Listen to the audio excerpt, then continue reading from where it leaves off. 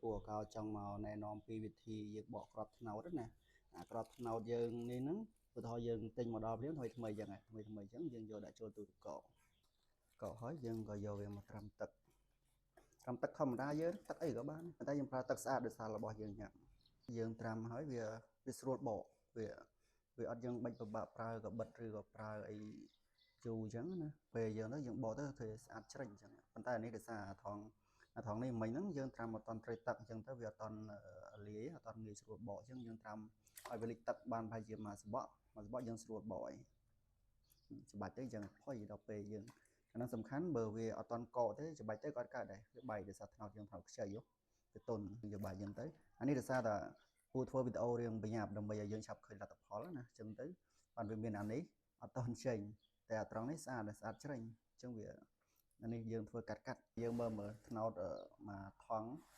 យថង់មានប្រមាណគ្រាប់ដែលត្រាំមិញតែមួយផ្លែតទេអញ្ចឹងនៅពេលដែលវាចាប់តាមត្រជាក់លឿនយើងសម្អាតបានលឿនអានេះវាខ្ចីពេកវាបែកស្រាប់នេះដោយសារវាបែកស្រាប់ទេរួចបាត់ហើយអ្នកឃើញអញ្ចឹងអានេះវិធីបកគ្រាប់ត្នោតដោយពុំបាច់ប្រើកំបិតមុខពីរឬក៏យើងមិនបាច់ប្រើអីទេយើងប្រើតែដៃយើងហើយស្អាតហើយលឿនចំណេញពេលវេលាបានច្រើនណាបាទ